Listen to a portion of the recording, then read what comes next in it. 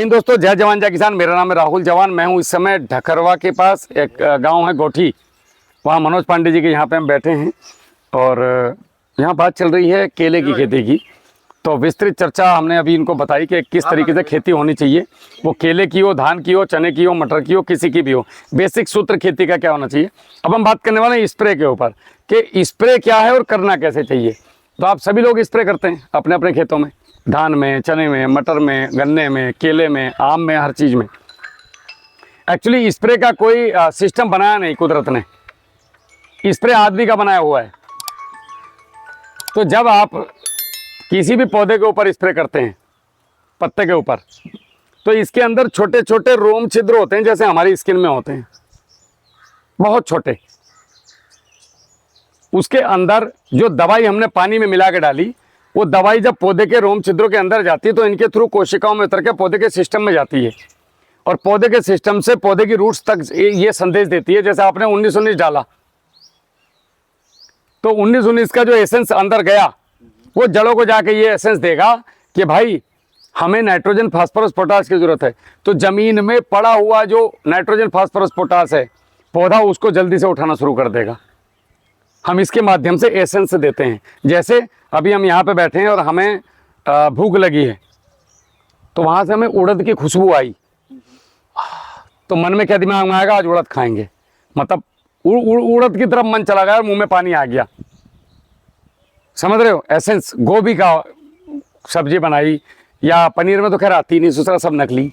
बाकी कोई भी चीज़ आप कर रहे हो, चावल है आपके बासमती जैसे, तो आप खेत से निकलते हो तो खुशबू आती है एसेंस वाली, लेकिन पत्ता सूंघोगे तो आएगी नहीं।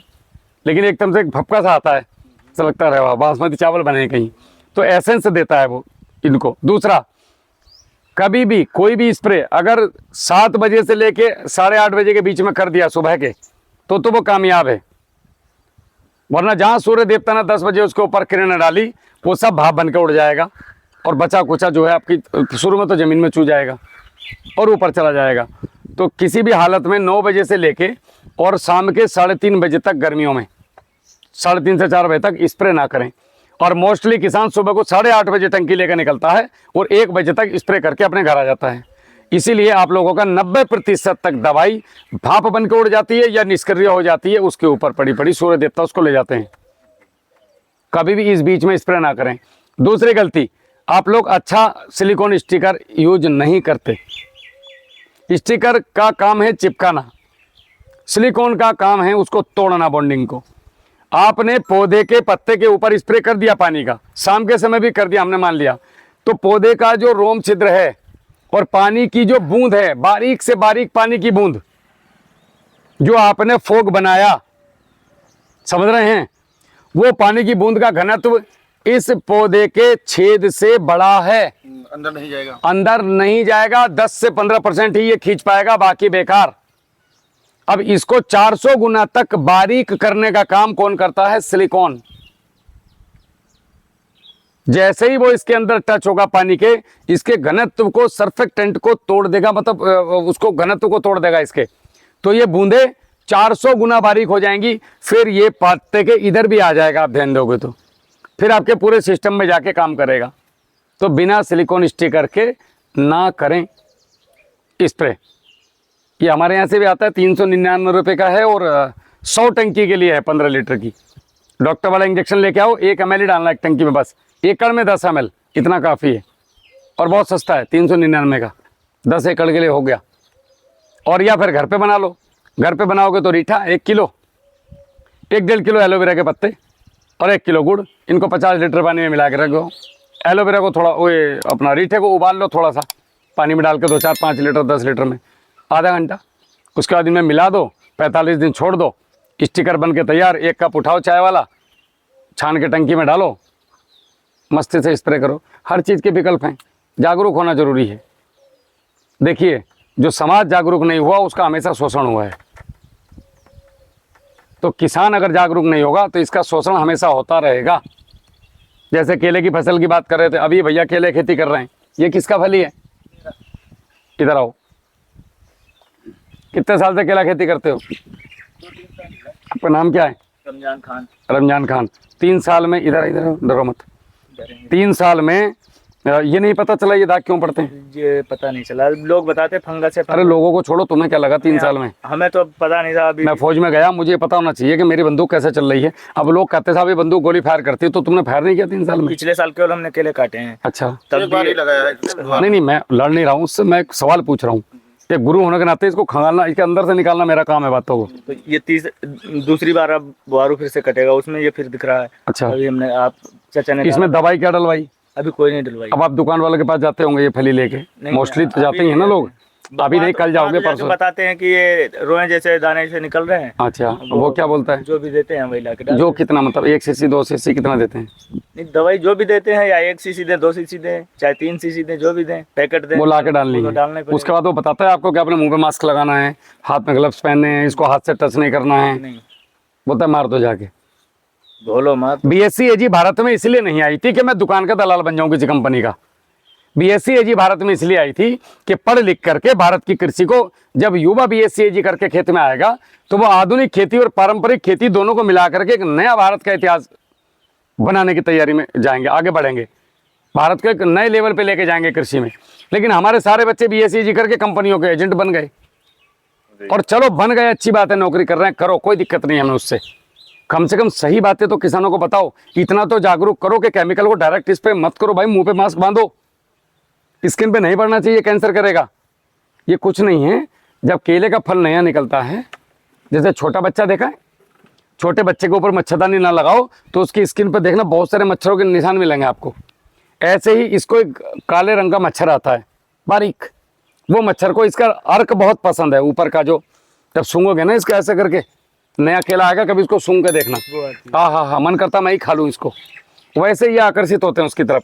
और ये स्किन बच्चे की स्किन से भी मुलायम है, तो भी इसके ऊपर जब डंक मारता है, इसका रस चूसता है, तो उस जगह उसके पैथोजेंस रह जाते हैं। हाँ, जैसे दाने से, तो वहां पे दाने दाने उभर जाते हैं इस पर लास्ट तक। इसके लिए करना क्या है, जो हमने बताया वो, उसमें से जो मेटारिजा मैनिसोप्ले और बिवेरिया बेसियाना है, 9 बताए थे ना, उन 9 में तुम नहीं थे। एक दवाई आती है 3 रुपए की 5 बीघे के लिए, केवल 3 रुपए का खर्चा है। और वो चड्डी बनियान में मारना उसको, कोई मास्क वास्क लगाने की जरूरत नहीं है, खुल के आराम से, कोई एकदम 0%, वो ज़मीन में ही है भाई। तो उसको जब हम स्प्रे करते हैं तो वो इसी को रोकने का काम करते हैं, मच्छर को। बिवेरिया बेसियाना का काम है रस चूसक कीड़ों को कंट्रोल करना, आएंगे ही नहीं। अभी आपको एक केला दिखाऊंगा मैं बहुत जल्दी ही, उस पर आप दाग ढूंढ के दिखाना एक दाग नहीं है उसके ऊपर। अभी फिलहाल के लिए अगर आपके खेत में ऐसा हो रहा है तो मैं केमिकल में बता देता हूं आप लोगों को। सोलोमन 1 ml पर लीटर, 1 ml 1 लीटर में सोलोमन डालनी है। उसके साथ में स्टिकर मिलाना है, बाजार वाला है तो 5 ml, हमारा तो होगा नहीं आपके पास, हमारा वाला अगर आ जाए तो 1 ml वो मिला करके इसके अंदर 25 से 30 ग्राम खाने वाला ग्लूकोज या फिर गुड़ डाल देना, एनर्जी देता है, और उसका स्प्रे कर देना। स्प्रे में भी आप लोग तब तक स्प्रे करते रहते हो जब तक नीचे चू ना जाए, ऐसा नहीं है, फोग देना है धुआं, सिंगल नोजल से स्प्रे करना है, 3 वाले 4 वाले 5 वाले से नहीं, सिंगल नोजल आता है वो धुआं बनाता है, तो उससे करना है। और ये स्प्रे पहले ऊपर करना है गोफ में, और गोफ से पौधे के तने पे करना है। और जब आप देख लो कि मेरा हाथ ये चरखा लटक गया, ऐसे हाथ लटकाओ, ऐसे करो, ये चरखे का नीचे लट्टू लटका हुआ है, ये आपने तोड़ दिया यहाँ से। अब मैं स्प्रे करना शुरू किया पौधे पे करते आ गया ऐसे, फिर मैंने ऐसे हाथ ले जाना है, कहाँ पे, जहाँ तक इसकी बराबरी है, और वहीं से फिर चरखे पे, लास्ट में चरखे पे करना है। और ऐसा फल आने की अवस्था में, जिस समय फल शुरू हो गया, पहला अंडा दिख गया और आखिरी चरखा आने तक, आपको 5 से 7 दिन में लेना पड़ेगा साहब। एक बार का खर्चा 1 एकड़ का लगभग जो है वो 1200 से 15 रुपए का आएगा, 1200 से 1500 का। इसके साथ में एक फंगिसाइड भी आपको लेना पड़ेगा, थायोफेनेट ले लो या कोई भी आप ले लो, 1 ग्राम पर लीटर के हिसाब से। तो ये 1200 से 1500 का खर्चा है। अगर आपने 5 से 7 स्प्रे नहीं मारे पूरी फ्लावरिंग में, तो ये मच्छरों की समस्याएं, बीटल की समस्याएं आपकी छाती पे चढ़ जाएंगी और आपकी पूरे साल की मेहनत पानी में। समझ गए? अब इसको सस्ते में कैसे करना है, तो यही 5 स्प्रे अगर आपने वो 3 रुपए वाले के मारे तो भी सेम रिजल्ट आएगा। इसमें कितने गए, 15 पंजे 75, 7,500 रुपए ये एक का खर्चा है केमिकल में। और 3 पंजे 15 रुपए का खर्चा है जहर मुक्त में, रसायन मुक्त में। अब उधर जाना किस तरह पे आप लोगों के ऊपर डिपेंड करता है। मेरे पास एक प्रत्यक्ष प्रमाण है, किसानों के मोबाइल नंबर हैं और किसानों के खेत हैं, वहाँ जाओ, आंखें खोलो, देखो, आगे बढ़ो। नहीं बढ़ना मत बढ़ो। मुझे तो ढकरबा में आके विधायक का इलेक्शन लड़ना नहीं है, ना मुझे यहाँ से तुमसे वोट चाहिए, ना मुझे कोई लालच किसी तरह का। मेरा काम है ईमानदारी के साथ, जब तक मुझे ईश्वर ने सांसें दी हैं, आखिरी सांस तक आप लोगों को राष्ट्र को समर्पित होकर के, जो राष्ट्र का कर्ता धर्ता है वो है किसान, किसान को सही चीज बताते चले जाना। आज नहीं तो कल तुम नहीं सुनोगे, तुम्हारा पोता सुनेगा। मेरे को तो सुनना पड़ेगा। मेरे को मतलब मैं कोई एक बहुत बड़ी तोप नहीं हूँ। मेरे जो विचार हैं ये सही हैं, ये भारतीय कृषि को उठाने वाले हैं। तो आज नहीं तो कल आपको मेरे जैसे लोगों की बात सुननी पड़ेगी। सुनोगे तो फायदे में रहोगे, नहीं तो साइकिल भी जाने वाली है 1-2 साल में, क्योंकि केमिकल पे केला टिक नहीं सकता। लखीमपुर खीरी का मोहम्मदी क्षेत्र केले में खत्म हो चुका।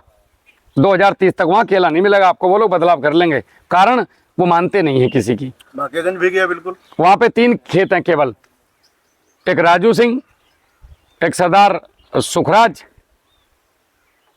उसके बाद एक लड़का अमृत, और 1-2 लोग और हैं। 4 एक हैं, वो कौन सा गांव था रे जहाँ हम गए थे, वो जिस गांव में गए थे हम, नहीं लखीमपुर में जिसका केला देखा था, गन्ना था उनके खेत में, बलवीर सिंह। गन्ना प्लस केले की खेती किया भू प्रहरी भूमित्र से, 1 रुपए का केमिकल नहीं डाला, और 200 से 250 कुंटल 300 कुंटल गन्ना निकाला और 300 कुंटल केला निकालेगा। 8 बाई 4.5 की दूरी, मस्त 1 नंबर का प्लॉट, तो 0% रसायन। ऐसे लोग आपके पास में हैं।